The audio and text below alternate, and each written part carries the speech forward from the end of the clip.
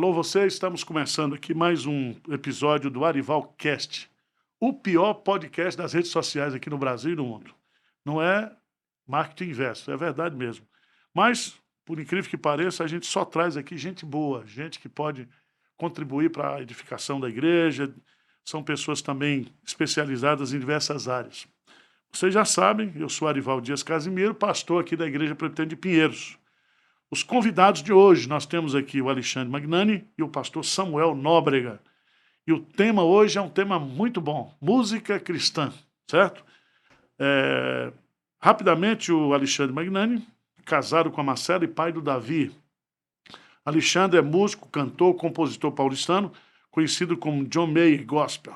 Formado em música sacra pela Faculdade Teológica entre os anos 2005 a 2009. Há mais de 6 anos, ele é ministro de música da Igreja Batista do Morumbi. É quase uma catedral, né? Já é famosa. E há mais de 10 anos atua no ministério itinerante, servindo igrejas por todo o Brasil. Ele atende convites, depois nós vamos colocar aqui todos os endereços dele. Ele tem 2 álbuns de estúdio, um álbum ao vivo e 2 mini CDs. Ele continua escrevendo canções, o foco dele são canções cristocêntricas, bíblicas, para reflexão e edificação da Igreja do Senhor Jesus. Magnani, por favor, faz a sua saudação inicial aí. Reverendo, que alegria estar aqui. Ver o reverendo Arival falando John Mayer, gospel brasileiro. Foi muito bom. O pessoal me compara um pouco, né, com o John Mayer. Irmão, primeiro eu estou muito feliz de estar aqui junto contigo nessa mesa, te acompanho as suas mensagens, o que vocês estão fazendo aqui, né, na IPP. E para mim é uma alegria poder bater um papo, falar sobre algo que eu amo tanto, que é por onde eu pavimentei a estrada do meu ministério, que é através da música, né? Então, estou feliz demais. Seja bem-vindo. Você vai preparando aí as perguntas, os questionamentos, e nós vamos colocar também algumas perguntas feitas aí pelos nossos irmãos. Também nós estamos recebendo aqui o Samuel Nóbrega, novo pastor da IPB, esposo da Ana Júlia, está vindo aí o nenenzinho agora. Ele é mestrando em Educação, Arte, História da Cultura, graduado em Teologia e Filosofia. Ele é pastor auxiliar da IPP e é pastor aqui também do Presbitério de Pinheiros. Ele é o nosso conselheiro de música aqui do Ministério de Pinheiros e ele também é professor de ensino religioso do Colégio Presbiteriano Mackenzie, em Higienópolis. Então, Samuel, um prazer tê-lo aqui. Por favor, faça as suas saudações iniciais. Olá, pessoal. Obrigado, viu, pastor, pelo convite. É uma alegria. Quero cumprimentar o pessoal também. Que seja um papo muito bom aqui, né? Que nos traga edificação aí, principalmente no campo da música e dentro do contexto aí congregacional. Muito bom. Tá bom. Eu quero, então, falar aqui um pouco sobre os nossos patrocinadores, não é isso, Fernanda? Então, nós temos que falar aqui primeiro da Previx. É uma empresa de segurança e serviços terceirizados. Então, se você precisa de segurança, limpeza, recepção, manutenção em geral e outros serviços, você pode conferir e contar com o trabalho dessa Previx. É uma empresa sensacional. O irmão, o diretor lá é uma pessoa extraordinária e ele tem já uma prestação de serviço há muito tempo aqui. Ele faz todo o trabalho aqui da nossa igreja. Porte Contábil, escritório de contabilidade e consultoria empresarial. Atua no mercado há mais de 20 anos. Eles atendem empresas, comércio e prestadores de serviço. Então, se você está precisando de uma contabilidade eficiente, honesta, cristã, procure então Porte Contábil. Também o Cadu Aranha, transmissão e audiovisual. O Cadu, ele tem uma empresa responsável por toda a parte de transmissão aqui dos cultos da IPP, mas ele também atua na área de som, produção de eventos, treinamentos, montagem de equipamentos. Então, se você quer montar o som na sua igreja, procure o Cadu. Se você quer dar treinamento para a sua equipe de transmissão de som, procure também o Cadu Aranha. Se você precisar também de uma orientação quanto a equipamentos, importação de equipamentos, procure o Cadu Aranha. Em último lugar aqui, a Unibig Media, desenvolvendo criadores de conteúdo. A Unibig Media tem a sua sede lá em Belo Horizonte, é uma empresa de inteligência, né, nesse mundo aí da internet. Eles fazem consultoria para quem cuida de canais de YouTube, também eles trabalham aqui para a IPP e também para muitos pastores e igrejas aí renomadas no Brasil inteiro. Então, se você quer desenvolver criadores de conteúdo, se você quer conectar a sua marca com outras marcas, se você quer uma assessoria de inteligência digital, você não pode deixar de consultar a Unibig Media, tá bom? Seja também o nosso patrocinador, não pode ser nem a Bev, nem a Anitta, mas se tem aí algum irmão que queira ajudar a gente aqui, participe para fazer o custeio aqui da manutenção desse programa, tá bom?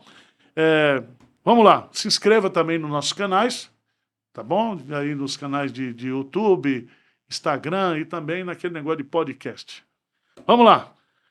Sejam bem-vindos, nós vamos começar o nosso programa aqui. Primeira pergunta para a gente começar assim, uma pergunta fácil. O que é música na perspectiva bíblica? Vamos lá. Manda ver aí, vai lá. Rapaz, que resposta. E eu nem falei com o pessoal de casa, gente. Feliz de estar aqui com vocês, viu? Bom, a música na perspectiva bíblica, a música ela tem uma função dentro do nosso encontro como culto, né? Então, mas se você for avaliar e analisar a música de acordo com a história bíblica, assim como todas as outras religiões, a música ela tá junto, né? Ela tá intrínseca, né? Eu lembro muito de quando Deus pediu no final do Pentateuco, Deus pediu para Moisés escrever uma canção para que eles lembrassem tudo que Deus fez, né? É uma canção que começa de um jeito até razoável e depois termina lembrando do Deus justo e daquilo que aconteceu com o povo de Israel. Né? Êxodo 15, não é isso? Não, é final de Deuteronômio mesmo. A despedida lá, o canto de Moisés. Né? Isso. Ele canta e abençoa. Isso é uma forma boa de morrer, né? Se for morrer, escreve uma música e termina abençoando, né? Depois enterraram ele porque sumiram com o corpo de Moisés. Mas uma pergunta, se você crê, por exemplo, se você crê que Deus é preexistente, que Deus habita no meio dos louvores, eu creio que a música é eterna. Sim. Né? Eu acho que a música não tem...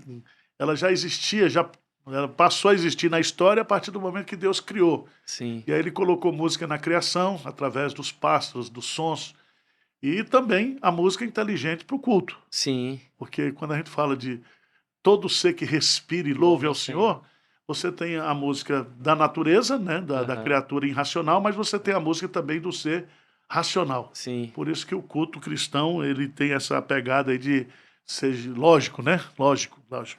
Mas, Samuel, você o que você acha dessa questão da música na perspectiva bíblica?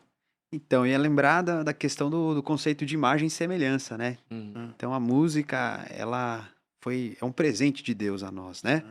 E a gente pode usar a música para muita coisa, né? Não apenas no contexto congregacional, mas fora dele também, né? Música para os filmes e para tantas outras coisas. E isso está dentro da graça comum, né? Deus concede ao ser humano, né, essa criatividade, né, o poder aí de fazer tantas coisas belas, tantas coisas boas que podem refletir aí através da música. Então, a música, para mim, é maravilhosa, é um presente de Deus. A gente poderia dizer que a música ela é também um meio, né? Um meio de graça. Por exemplo, a gente pode usar assim que para você transmitir uma mensagem, para você comunicar uma mensagem, seja ela uma mensagem evangelística ou uma mensagem de adoração, a música serve como esse canal, veículo, esse né? veículo. Com certeza, com certeza. A música é como eu estava falando, né? Ela tem um papel de ensino, ela tem um papel de doutrina, ela tem um papel terapêutico também, de acalmar o cara. Também. O Davi tocava, né? Quando Saul. Exatamente. Então, é que assim, uma pergunta, essa pergunta ela já é bem profunda, né? É que eu já estava fazendo uma análise desde Êxodo, desde Gênesis. Mas a música na perspectiva bíblica, ela tem o dom, ela tem a função de servir, de serviço, né? Agora, a música, o reverendo falou bem, né? Como algo, como uma dádiva, como um presente, como algo que Deus nos deu, que Deus nos mandou, como para que a gente usufrua dela como a criatividade e como veículo de comunicação. Isso é só o que nasce para todos, né? É a graça Imago Dei, né? Que é uma graça comum para todos. Tanto que a gente tem compositores que escrevem coisa muito boa e que não professa a fé cristã. Certo. E que a gente pode ser abençoado também por isso, porque Deus derramou ali. Mas a música na perspectiva bíblica, olhando para culto, ela tem muitas funções, né? Certo. Sim. Eu me lembro quando a gente estuda lá porque foi com autorização de Deus, Davi trouxe o culto, a música para dentro do culto. Não era o culto congregacional, era o culto ainda cerimonial, né? Sim, A turma tocava enquanto a turma fazia o sacrifício do boi lá, dos animais, sim. né? E a gente aprende lá, por exemplo, em 1 Crônicas, que a música tinha pelo menos 3 funções, que era de ensinar, né? Que era também de instruir, né? Quer dizer, ensinar e instruir. Tinha a função de santificar e tinha essa função de produzir o elogio para Deus, né? Sim. Uhum. Adoração. Como é que você vê isso? Porque nós cantamos aquilo que nós cremos. Uhum. Quando você diferencia, por exemplo, uma música que a gente chamaria de uma composição boa ou ruim, você vai avaliar pelo conteúdo, pela melodia, como é que vocês que compõem, como é que vocês classificariam aí o que é uma música de qualidade e uma música que não tem qualidade? Por tudo, né? Certo. Primeiro, falando aqui da música congregacional, o aspecto bíblico e teológico, né? A música Certo. tem que ter uma saúde doutrinária, conforme a palavra de Deus.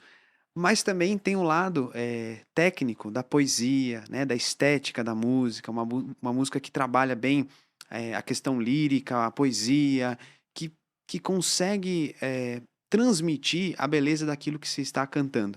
Porque há um perigo, agora falando, acho que do nosso contexto aqui, às vezes a gente se preocupa muito com a questão doutrinária, e tem que se preocupar mesmo.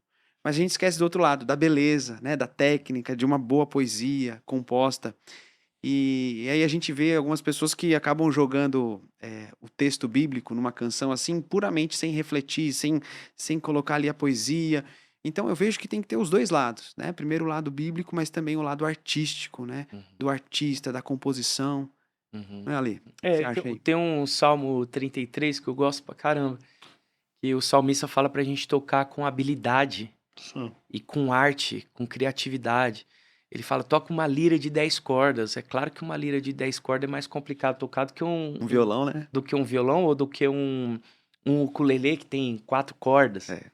Então, com habilidade, com arte, com criatividade, isso tem ligação com a estética, né?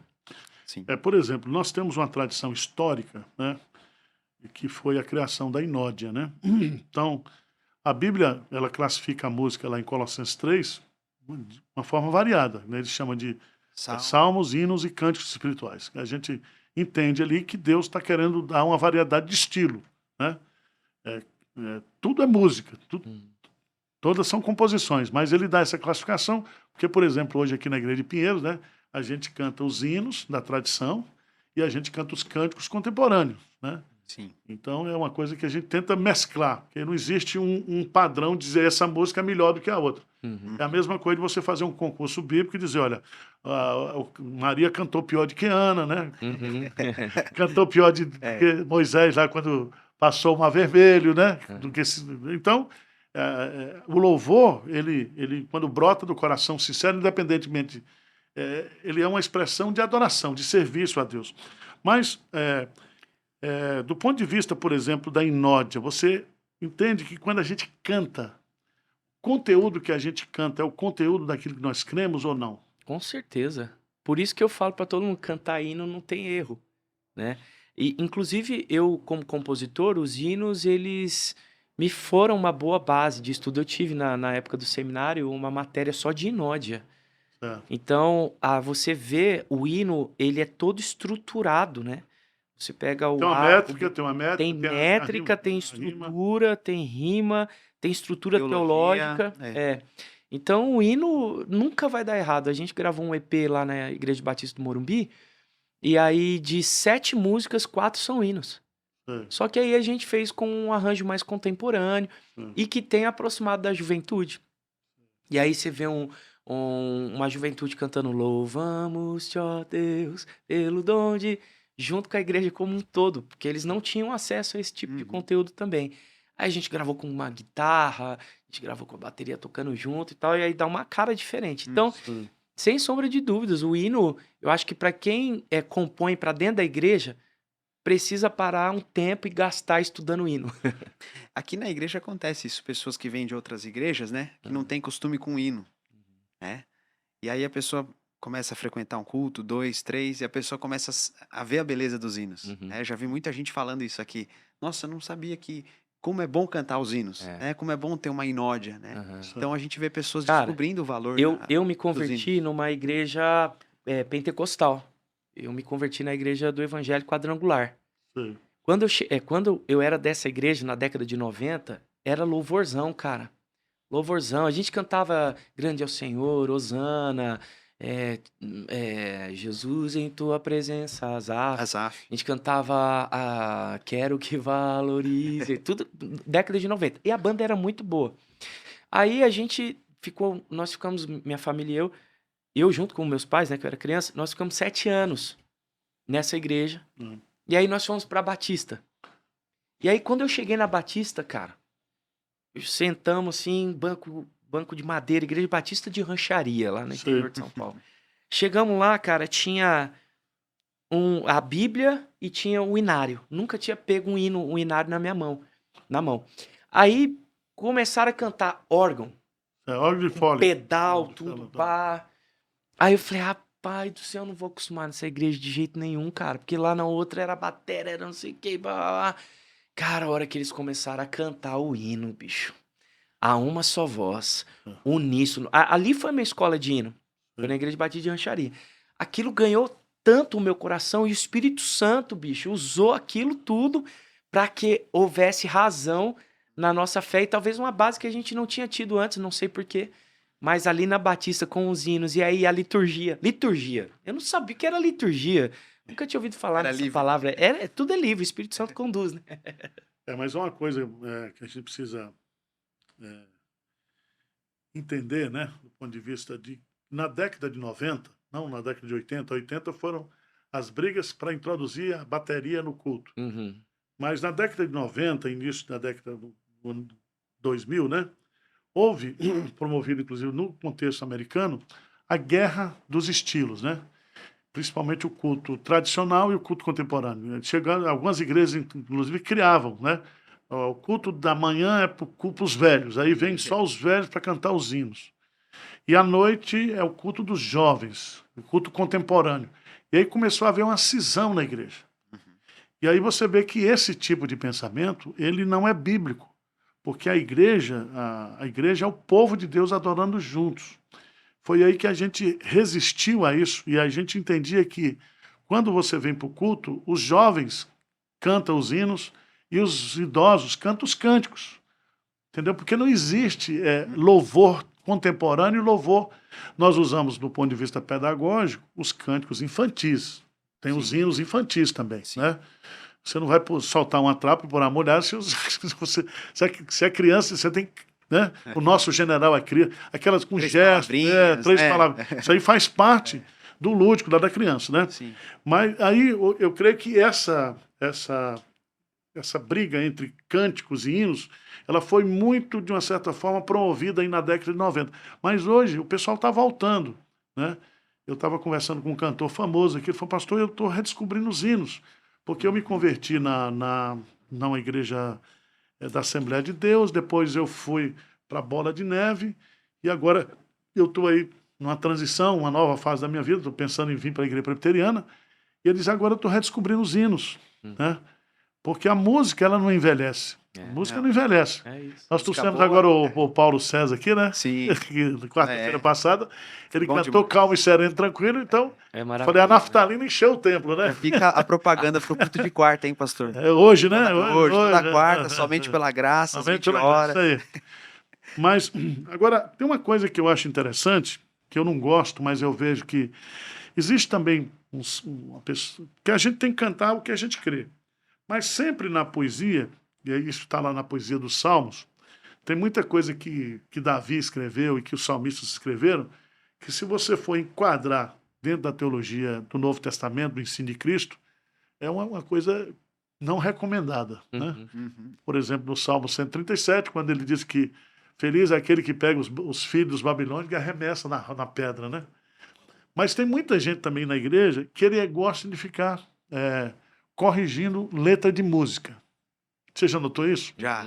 Não gosto disso. Pois é, porque se a composição ele é do do Magnani aqui, a composição é dele. Eu não vou mudar a letra, porque quando ele compôs essa música, ele tinha uma expressão. Se eu não quero cantar, eu não canto. Canta outra, né? Canta outra. Por exemplo, nós tivemos agora aqui o Unidade e Diversidade do Guilherme Kerr. Guilherme Kerr, que tem uma frase lá que ele diz Santa Folia. Aí a turma, folia, pastor, é coisa de carnaval, não é coisa de crente. Eu falei, meu irmão, o cara tá falando de partir o pão, de tomar o vinho. Ele fala Santa Folia num contexto que não está falando de folia carnavalesca. Sim. Ele está falando de festa, né? Não tem lá no Salmo 61 que Cristo vai botar a gente festa de louvor, né? Espírito, trocar o espírito angustiado. Então, é outra coisa. Mas o cara quer mudar. Né? Quer mudar a letra do outro. Eu sempre fui contra isso. Eu acho que se você tem uma composição que você não quer cantar, né? Eu me lembro que depois eu pedi perdão pro compositor lá, Ademar. Ademar falou, pô, isso é canto de hino, eu sou índio, eu tô cantando. Aí ele falou, ele veio aqui, ele falou, não, pastor, isso é em jamaicano. Javé em jamaicano. Agora eu entendi. Agora eu vou cantar. Até missionário, né? Não, eu vou cantar com o espírito e com a inteligência agora. Mas eu tinha uma raiva desse canto, porque eu falei, pô, revelação, né? Agora sim, tem um pessoal. Uma música que eu escrevi recentemente, eu vi uma igreja que mudou a letra. Eu falei, não precisava. Que eu faço assim, eu canto nome sobre todos. Aí eles colocaram nome. Como que é? Nem lembro o que eles mudaram. Talvez por causa da meta. Acima de todos. Acima de todos. Foi justamente isso. Eu falei, pra que mudar nome sobre todos? Mas beleza. Aí eu lembro da época do Reino em Mim, cara. Nossa, o Reino em Mim era um conflito. Igreja Batista e Presbiteriana sempre mudava, porque a gente canta... Até hoje eu me confundo. Vem reinar de novo em mim. Aí você fala, não, se o Senhor reina, é pra sempre. Então vem reinar em mim, Senhor, para sempre. Aquele Jesus te entronizando. Aí o cara, mas pastor, Jesus já está entronizando. Eu sei que Jesus está mas estamos entronizando no sentido que nós estamos dando a ele. Eu não estou desentronizando, entronizando de novo. Reconhecendo, né? Não, então vamos cantar Jesus, te adoramos. Eu falei, tudo bem, vamos cantar Jesus está entronizando, porque Jesus não está nem por isso. Porque algumas pessoas acham que é o seguinte, a Bíblia fala que o nosso Deus é o Deus de toda a glória. Se a gente não der glória para ele, não vai fazer nenhuma falta. Às vezes a gente tem essa, né? Se eu não der glória, Deus vai ficar sem glória. Não, ele é o Deus de toda a glória, né? O salmista no Salmo 96 proclamar a glória dele, ele é o Deus de toda a glória. Porque às vezes algumas pessoas acham que Deus tem algum complexo de autoestima, né? De autoestima, que a gente precisa, né? Para ele poder ser aceito. Não, não é isso. Mas vamos caminhar um pouquinho aqui. O que vocês acham... Como é que vocês veem hoje? Porque tem muita gente crítica, porque tem muita coisa boa sendo produzida e tem muita coisa ruim. Mas na visão de vocês, você acha que as músicas que estão sendo produzidas hoje no meio gospel têm perdido essa essência da centralidade de Cristo? Quem vai? Pode começar. Pode ir? Então, quando a gente fala meio gospel, né? É um termo assim, muito amplo. Né? Então, tem de tudo. Né? Tem da música que não tem nada a ver com Bíblia, músicas antropocêntricas. Você vê músicas muito boas, você vê pessoas produzindo coisas maravilhosas. Então, tende a haver aí um filtro bíblico, né? E também tem aquela questão de músicas comerciais, né? Dentro do meio gospel, músicas que são feitas apenas para vender, né? Do momento. Então, tinha a época da chuva, né? Tal. Não, eu acho o seguinte, o cara tem um contrato com ele tem que gravar um CD por ano.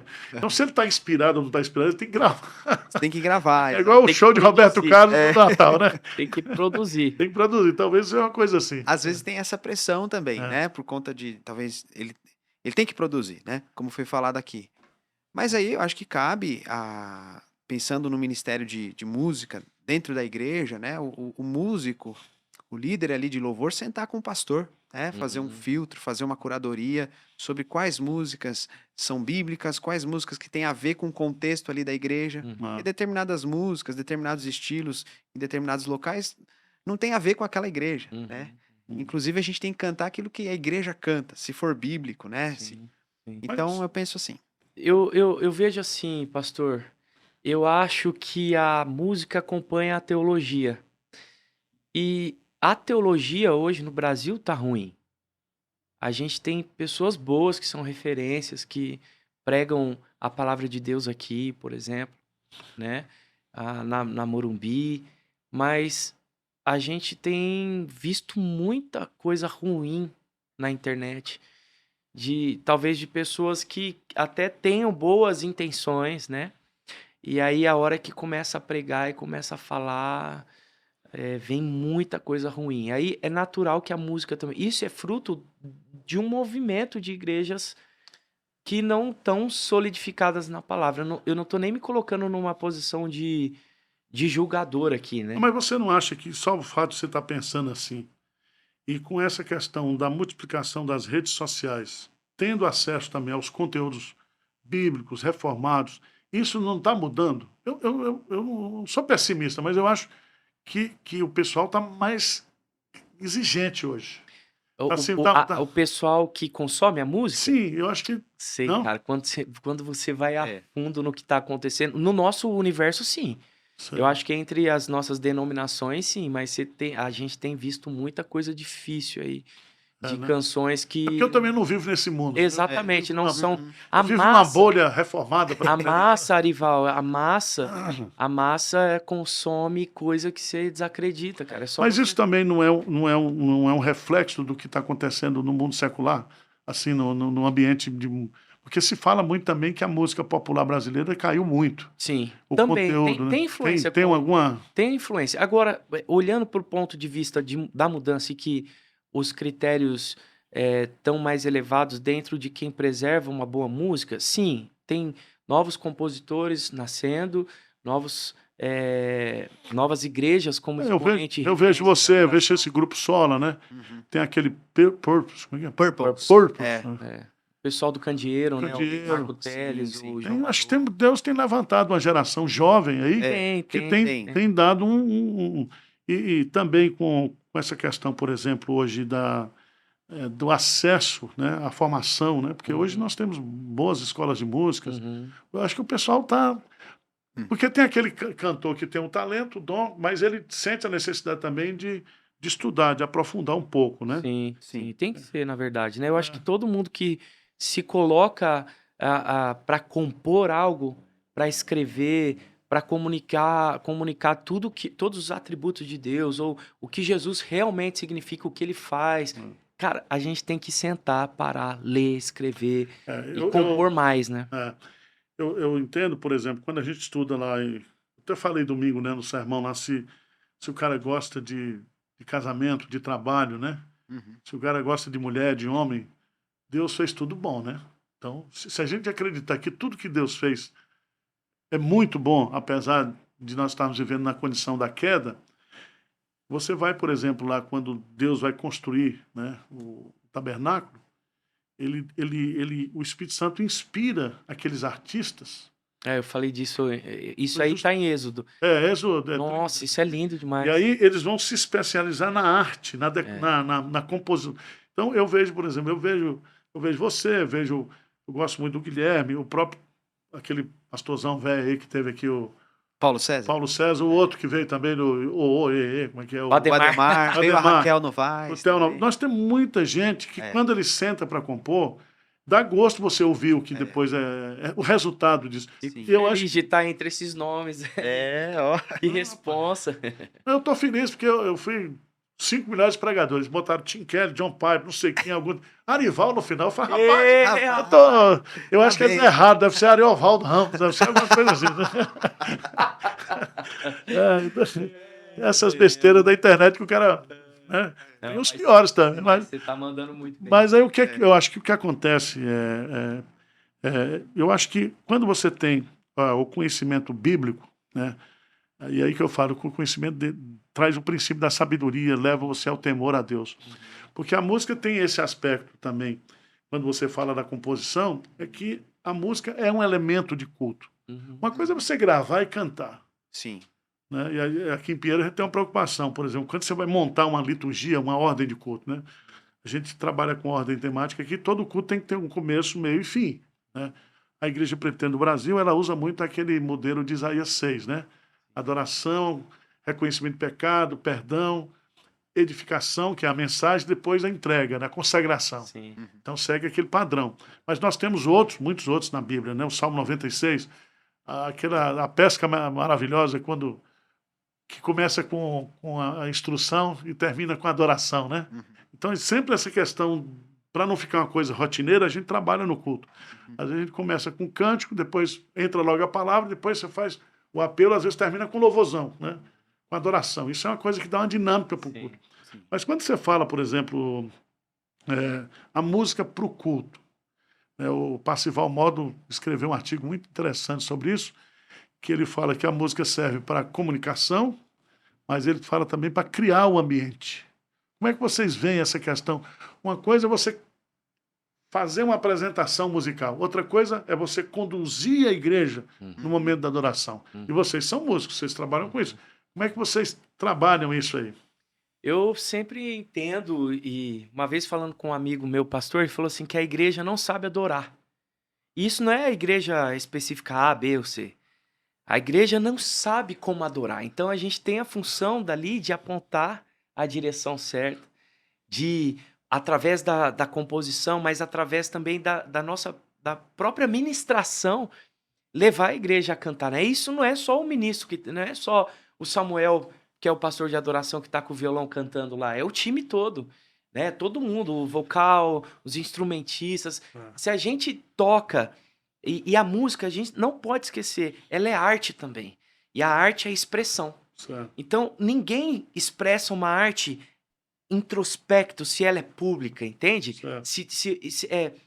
As pessoas não gostam dessa palavra, mas há performance. Há performance nisso. Não tem como você... Mas não é uma performance fake, né? Não é uma performance... Não, cara, eu tô comunicando verdade sobre Deus. Eu tô cantando... E você tá sentindo isso. E eu tô sentindo, o Espírito Santo tá nos fazendo uma somente, um só coração ali naquele momento de culto. Então eu preciso comunicar isso. Eu vejo como uma função e uma responsabilidade prazerosa nossa. Tem uma frase do J. Carson, inclusive eu indico para você que quer saber mais de teologia para culto e tudo mais. Tem até exemplos de liturgia, lá chama Louvor. É um livro que o J. Carson escreveu com o Tim Keller. Esse livro é muito bom. E aí o J. Carson fala o seguinte, que a adoração é uma resposta adequada a Deus. Não é qualquer resposta, uma resposta correta, que só Deus é digno. É isso que a gente faz em comunidade. Então, se a gente não ensinar a igreja, já que a igreja não tem essa liberdade de adorar a Deus, assim, se a gente não aponta a direção, a gente não está cumprindo o nosso papel. Domingo após domingo, quarta após quarta, né? E se culto é algo que nós prestamos a Deus, né? A igreja presta ao Senhor, então a gente tem que incentivar o canto da igreja, né? Fiz até propaganda de outro canal aí. Para o cão. Então, assim, a igreja precisa cantar. Então eu me incomodo muito quando você tá num determinado culto, você tá cantando lá, o pessoal fica te olhando assim, como se você estivesse se apresentando, né? Então eu me incomodo, eu paro, eu falo alguma coisa, eu dou uma instrução, porque não é o culto do Samuel, né? Sim. É a igreja cantando. Sim. Entregando louvor ao Senhor, né? Essa figura, por exemplo, do ministro de louvor, daquele que conduz, ela é bíblica. Quando Davi instituiu o culto, ele separou aquelas famílias que não somente faziam parte de composição, até fabricação de instrumentos, mas eles tinham a responsabilidade e eram homens competentes. Isso é lindo, cara, isso é lindo. Né? E ele trabalha ali, quer dizer, porque quem inventou esse negócio de ministro de música? Quem inventou esse negócio? Não, tem na Bíblia. É bíblico. Né? Tinha aquele cara, assim como na escola de samba tem um puxador, né? Você sabia, Arival? Aí a Bíblia tem isso. Então, é tanto que, por exemplo, quando você vê aquele cara depressivo lá no Salmo 42, ele diz, eu me lembro que quando eu estava lá em Jerusalém, eu liderava o povo na adoração. Então, essa figura é bíblica, não é uma coisa que eu inventei. Sim. E a gente tem que respeitar isso. Certo? Agora, tem pessoas que elas precisam ter consciência do que ela está fazendo ali na frente. Desde a vestimenta que ela está usando, a por que ela está ali. Então, ela está ali para conduzir a igreja. Ela não está ali para fazer uma apresentação, ela está para pegar a igreja. É a mesma coisa. E uma coisa que eu também gostaria de falar aqui é que o culto, ele é sempre um evento novo. O pastor Hernandes fala, eu não prego o mesmo sermão, mesmo que eu esteja repetindo o sermão, não é a mesma coisa. Não é o mesmo sermão. Então, por exemplo, você pode cantar hoje aqui, né, um hino, e ele expressar um momento de culto, um momento, você pode cantar esse hino, né, na outra semana, no outro mês, aquele não vai ter um sentido diferente. Sim. Porque, eu diria assim, cada culto é um evento novo. Eu posso pegar um gancho, Pode. reverendo? Inclusive, por isso, nós estamos falando o quê, então? Da responsabilidade da gente ministrar e levar e conduzir a igreja à adoração a Deus, certo? Certo. Por isso que as pessoas que estão à frente disso nas suas igrejas precisam ser as melhores. Certo. Precisa cantar bem. Você não foi no berçário uma pessoa qualquer para cuidar das crianças. Não ali, coloca, né? não, você não coloca qualquer pastor para Pra pregar. pregar, é. Quantas horas, quanto tempo você gasta para escrever um sermão? Muito E aí, tempo. e quando você vai lá expor o texto, uma pregação expositiva, como que é a tua entrega? Ah, então, não. Faz se- o que dá, não. não, você tá ali inteiro, presente. Aí, de novo, não nos esqueçamos que música é arte também. E aí envolve habilidade. Por isso que eu gosto do Salmo 33. Então, se a gente está apontando a direção, a gente tem que fazer com excelência, Sim. com esmero, com entrega. E a gente precisa trabalhar com as pessoas que são vocacionadas para isso, né? Certo, Uhum. certo. Mesmo. Vamos lá, você está gostando aí? Então tá batendo papo aqui, eu não sei se você está acompanhando, se você está gostando aí, mas mande também perguntas aí, né? Faça as suas críticas, nós vamos continuar falando aqui. Magnani, uma coisa assim, que eu perguntei aqui para outros, né? Como é que é o seu processo? Eu perguntei isso pro Luciano, né? Como é que nasce? Como é que nasce uma música, uma canção? Aí você tá no chuveiro, tal, e Sim. Deus dá o tom, aí você começa a Sim. cantar, aí você vai lá e escreve. Como é que é esse negócio? Ou você Nossa. é um trabalho árduo, você senta, hoje eu vou compor. Sim, eu trabalho de diversas formas. Tem esse dia, acontece, hoje eu tenho que compor, eu tenho que fazer uma música. Eu componho também muito letra e música junto. Então, poesia, melodia, harmonia já vem meio que junto, assim. Eu vou escrevendo, vou usando o meu gravador. E também, às vezes, vem ideia. Sabe quando eu tenho boas ideias? Tomando banho e lavando louça. Certo. Lá em casa, a louça é minha, né, Marcelinha? Lá em casa, a louça é minha. Eu falo pra minha esposa.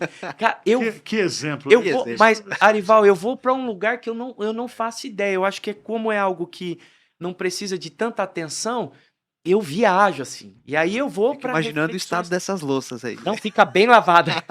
Fica bem lavada. Você vai lá em casa comer uma pizza, você vai ver. Vou lá, hein? Mas olha só, o meu processo de composição, ele não tem uma regra estabelecida. Mas eu vou contar uma história, posso? Pode? Pretendo não prolongar muito. Não. Que eu usei eu estudei composição na faculdade também. Eu me formei na teológica em música sacra, e aí depois eu fui estudar composição e regência na faculdade cantareira. Eu usei todas as técnicas que eu tinha para compor uma canção, eu não conseguia. Eu tinha que entregar essa canção, era uma canção de encomenda, e eu faço isso também. Não que isso seja um business para mim, mas eu gosto de ser desafiado. Então tinha texto bíblico, tinha uma reflexão, tinha algumas palavras-chave que tinham que ter nessa canção. E eu tentei de tudo, cara. Eu produzo também, eu sou produtor musical, comecei a fazer as coisas e tal, e nada saía.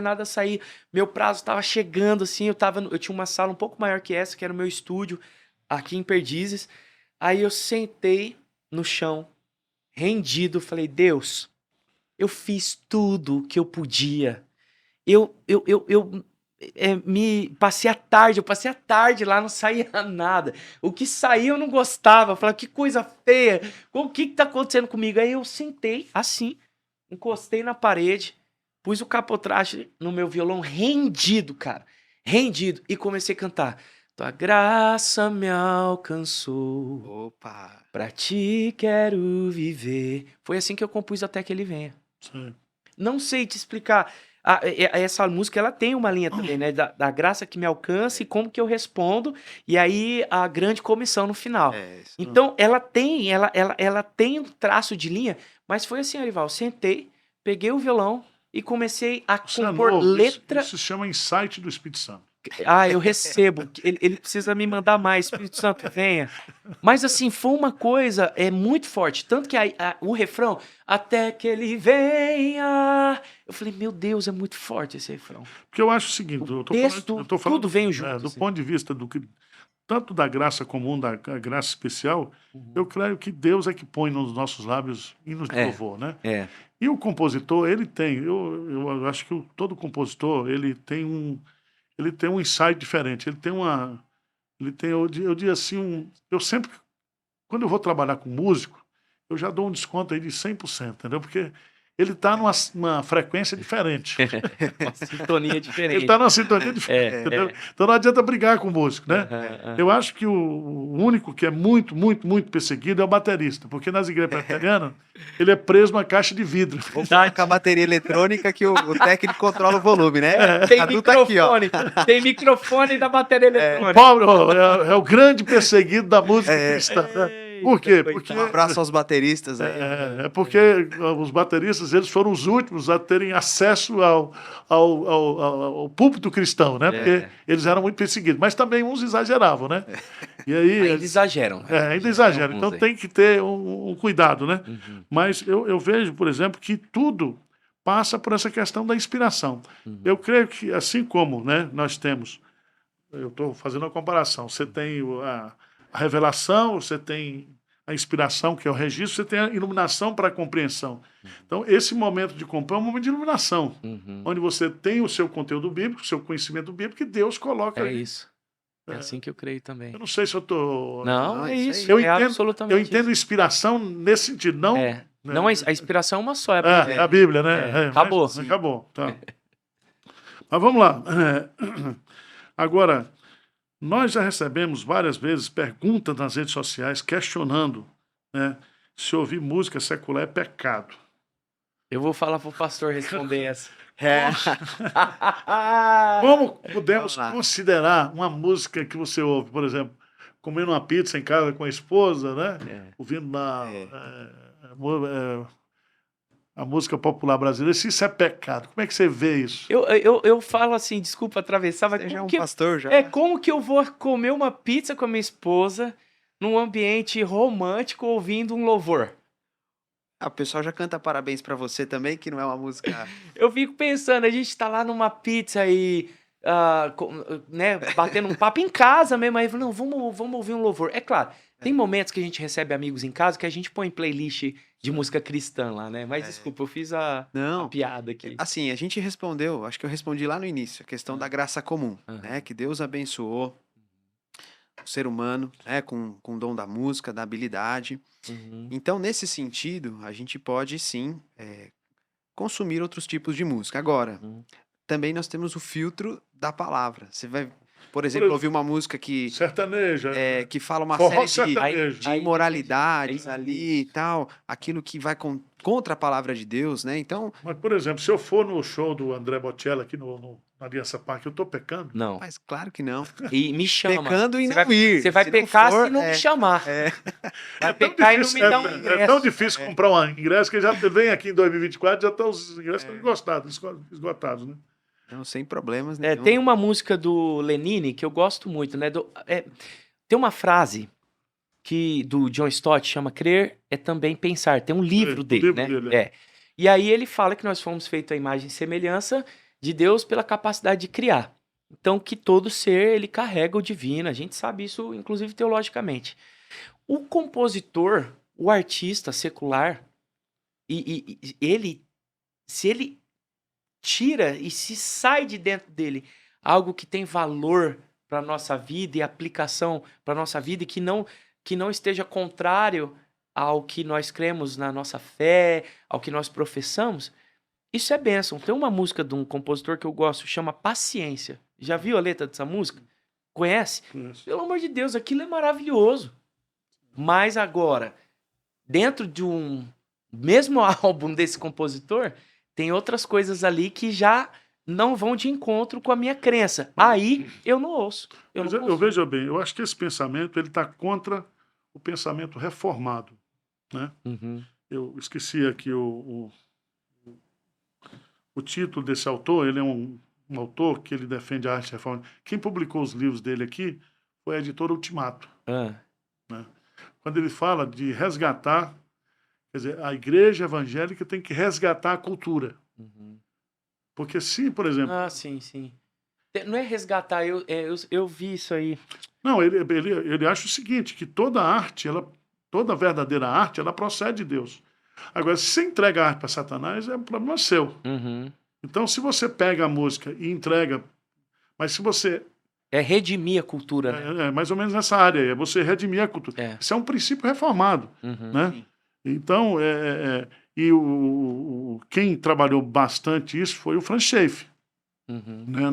Nos questionamentos dele, Uhum. e eu creio que todo pensador reformado que tem uma visão de que não há essa separação entre sagrado e profano no ponto de vista da criação de Deus, você usar o que você tem para glorificar a Deus, Uhum. então eu acho que a gente precisa tomar cuidado, porque o que eu vejo é muita... tem música que, sendo ela profana ou sendo ela produzida por cristão, não edifica nada, Sim, pois é. Sim. né? Pois é. Agora, aí é uma questão de critério de conteúdo, né? De Exatamente, conteúdo, sim. de origem, etc, né? Exatamente. Agora, nós temos clássicos, né?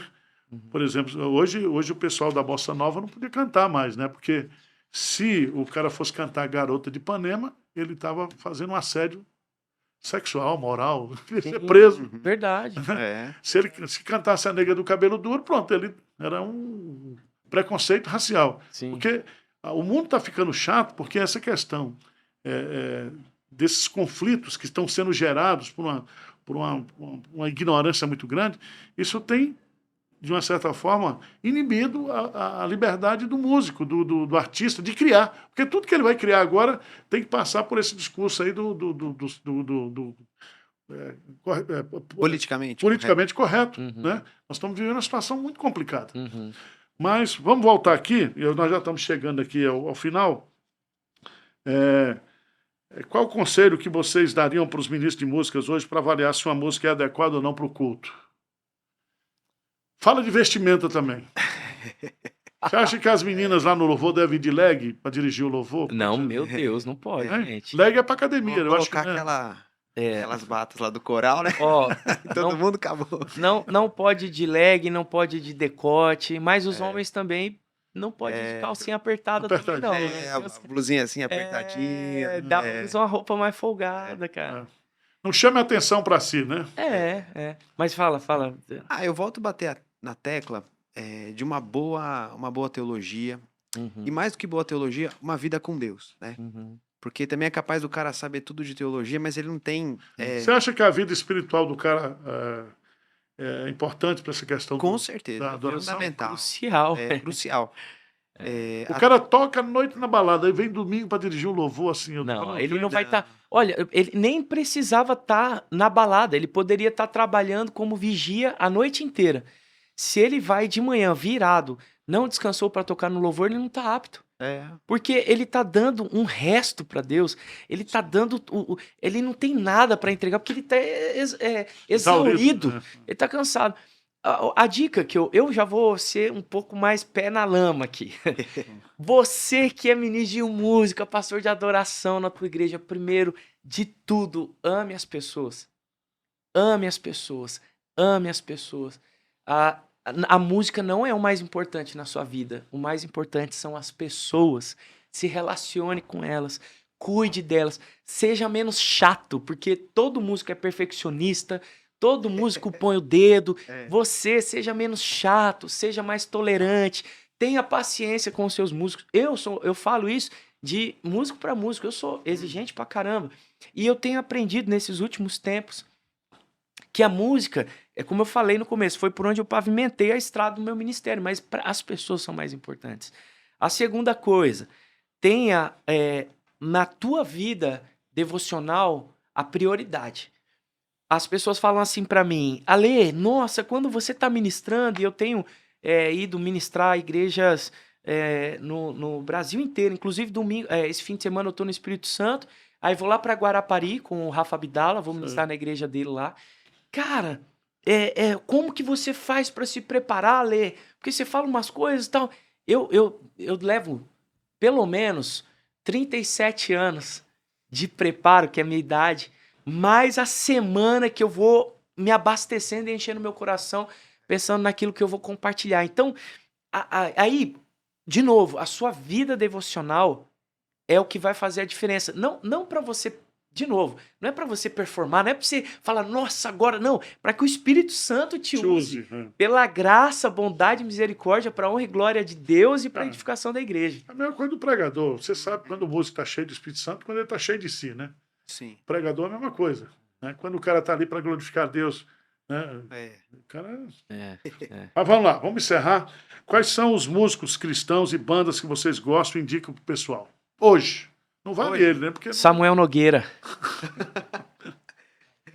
Eu indico aí essas bandas que você mencionou, a Purples, Projeto Sola, que tem uma proposta aí. Se você falar com esses meninos, que já nem são tão meninos assim, eles falam exatamente isso. A gente parou de criticar os louvores, né, das igrejas e a gente passou a fazer alguma coisa. Né?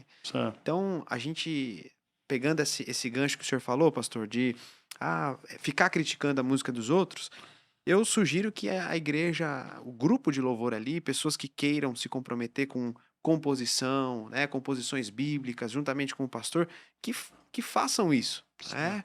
Porque, de repente, pode nascer coisas maravilhosas ou não, depende aí do contexto. Mas eu indico aí o Sola, indico Purples, indico também para ouvir os antigos, os clássicos também. Tem muito a nos ensinar. E estão vivendo muito, né? E estão vivendo muito. E a voz não piora, né? Eu vi o Paulo César aqui, tá cantando como se ele cantava há 20 anos, né? Mas a gente tem muita coisa boa sendo feita, né, no Brasil, assim. Isso, todos esses que foi falado, mas também o Candeeiro tá vindo com coisa boa. Eu já falei sobre eles. O Marco Teles é um cara muito legal. Inclusive, tem que trazer ele aqui. O diferencial deles é a questão da brasilidade. Brasilidade, né? De trazer novas texturas, assim, né? E também tem igrejas que produzem coisas muito relevantes, né? O próprio Baruch, né? Não tem nem o que falar, que está há tantos anos aí produzindo coisas muito... A Raquel Novaes vai estar com a gente. O Gerson Borges também, eu amo demais. Ele vem trazer ele aqui. De quarta, ele vem? Eu preciso ver a agenda dele. Você mandou mensagem para ele? Vou mandar, fiquei de mandar. Fala pra ele. Agora, eu vou recomendar que vocês, músicos, né, ensinem os hinos para as novas gerações. Eu tenho batido essa tecla aqui, né? Eu acho que cada pai tem que comprar uma Bíblia e comprar um hinário. E no culto doméstico cantar os hinos. Né? Porque os hinos, eles fazem parte da nossa história. E a história ela é muito importante. O Max Lucado, ele diz, olha, qualquer momento que você estiver vivendo, tem alguém cantando um hino em algum lugar. Né? O C.S. Lewis, naquele que escreveu sobre Maravilhosa Graça, é o... Philip Yancey. Ele era muito crítico na questão dos hinos, né? E um dia ele foi passar férias no Canadá e ele foi numa igreja dessa de plantadores de batata, né? Ele disse, rapaz, quando eu comecei a ouvir aquele pessoal cantar os hinos, na simplicidade, eu vi que eu não era digno de limpar a bota daquele pessoal, né? Então, não despreze, né? a nossa... É como o Paulo diz, tudo que outrora foi escrito serve, né? Então, os hinos têm essa beleza. Quando você pega as composições... Porque os hinos têm uma coisa também, eles têm a história do hino, né? Nossa, lindo. Eu gravei o Que Segurança Sou de Jesus, da Fanny Crosby. A Fanny Crosby ela tem um acervo aí maravilhoso. Né? Eu vou aproveitar o teu gancho e divulgar, posso? Pode. Nós gravamos Sou Feliz com Jesus. Certo. A história dele é muito pelo amor de Deus. Aí, a Que Segurança Sou de Jesus, da Fanny. Gravamos Tu És Fiel. Tu és fiel, Senhor. Gravamos também Louvamos-te, ó Deus. Esses 4. Vou sugerir para você cantar aquele que é pastor, né? Benditos laços são, né? Os do fraterno amor. O pastor, um bem-sucedido no interior, ele foi convidado para ir para uma capital, uma grande igreja. E quando ele chegou na estação, a igreja toda pequena estava reunida. E ali a igreja cantou para ele, ele se emocionou, ele compôs esse hino, né? E diz a história que ele não foi embora para a igreja, ele voltou para a igreja pequena, né? Porque ele ficou tão impactado, né? Aquele benditos lá são do fraterno amor, né? É um hino belíssimo, uma poesia muito bela. Nós temos muitos outros, né? Você tem as inódias, você tem a inódia inglesa, a inódia escocesa, a inódia brasileira, né? Você pega o Barnabé. Sim, muito bom, né? Você tem outras composições que nós temos. Guilherme Kerr. Então é uma riqueza, né? Uma riqueza. Então, não vamos desprezar a nossa inódia, né? A nossa É enologia, tá bom? É isso. Então, Tá bom. muito Dá as saudações finais aí, por favor. Eu vou falar primeiro que você é a estrela aqui. Que isso. Obrigado, viu, pessoal, por acompanhar esse papo aqui. Que a gente possa prolongar também essa discussão e trazer aqui outros assuntos relacionados ao louvor, à música. E é uma gratidão, viu, pastor, participar aqui desse podcast, Magnani também. E é o pior, viu? Ele tá melhorando, daqui um dia vai ser o melhor, né? Nada, eu viajo escutando o pastor aqui. Obrigado, pessoal. Gente, obrigado a todos vocês. É uma honra realmente estar aqui. Gente muito boa passou aqui, né? E poder compartilhar um pouco do nosso coração. Eu também tô com um podcast, queria te convidar. Chama Entre Podcast. Inclusive, vocês podem acompanhar também. Quero levar o reverendo Arival lá para bater um papo com a gente, vai ser demais. Obrigado, gente. Obrigado. Eu quero agradecer a vocês. Nós vamos ter um podcast especial em outubro. Qual é a data? 17 de outubro. Nós vamos fazer um podcast aqui com aquele escritor americano, qual é o nome dele? Max Lucado. Uau! Certo? Ele vai falar de lá e eu vou falar daqui, mas nós vamos fazer... Que demais. Ele já morou aqui no Brasil, né? Ele é um grande escritor, um grande poeta e é um cara que tem se firmado aí, tem influenciado muita gente do mundo todo, principalmente nos Estados Unidos. Então guarde essa data aí. Vai ser ao vivo, dia 17 de outubro, às 16 horas, não é isso? Então guarda essa data, agenda para estar conosco, tá bom? Até o próximo encontro. Deus abençoe você.